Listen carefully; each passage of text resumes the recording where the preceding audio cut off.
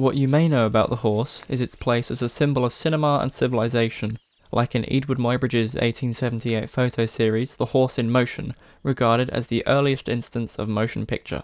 This set of 16 gelatine-based photographs captured to study the phases of the animal's running remain an eternal capture of the creature's strength and grace, cementing its place as a core icon and benefactor to human history. What you may not know about horses is that they are a key ingredient in gelatine, which makes film stock. Willing or not, the horse has played a very long role in film history. The disparity of the horse's stardom versus their exploitation in this way is the synopsis of 2018 film Three Dreams of Horses, a trilogy of scenes made to question how horses have been treated throughout human history.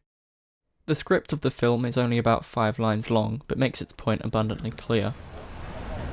Many centuries ago, we learned the language of our masters, though we couldn't help wondering why so few of you bothered to learn ours. Giving the horse a human-speaking voice in this film is precisely the point it makes. The implication that animals would be forced to learn and denounce us in our own language before we spoke theirs indicates levels of insensible arrogance in what we consider the standard that a human perspective would not otherwise offer. The final spoken line of the film affirms this. Humans don't know so much about love. It's hard to be a master and understand anything about love. The 5.5-minute film, not inaccurately described as a memorial, reasons that horses are equal beings to us, deserving the same protections we have always received from them. Why should they go through the same pain after their centuries of good service to us? As Jeremy Bentham once argued, the question is not can they reason or can they talk, but can they suffer?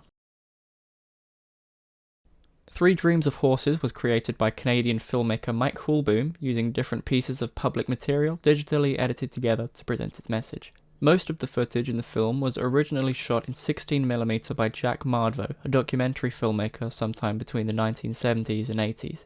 After his passing in 2014, it was donated to the Liaison of Independent Filmmakers of Toronto as an archive collection for other filmmakers to make use of. What this means is that Three Dreams of Horses, at least conceptually, is made from horses. This gives the film a much different stance on its topic, and its words a more somber weight.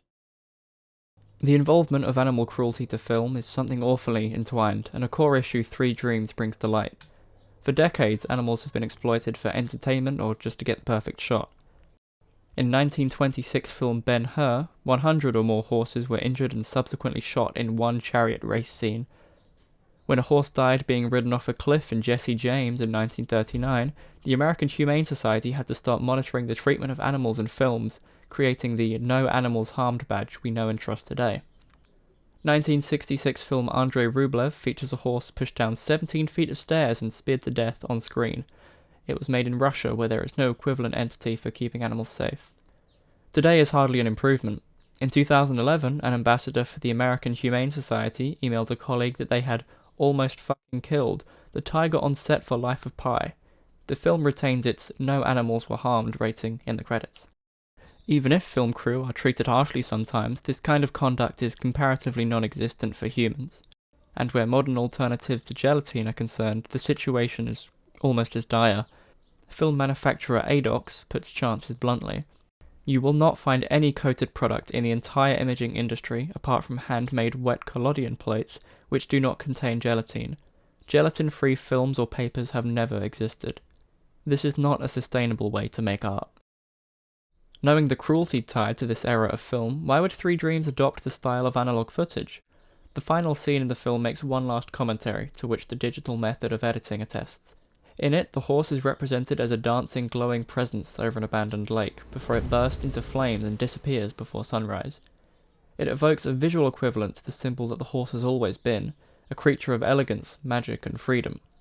In contrast to the previous scenes, this footage doesn't come from Mardvo, but a 2016 advertisement for the 61st Aramakinen, a Japanese horse race tournament. The whole scene was created practically by a team of around 50 people, using drones, controlled fire, and the largest water projection setup in the world.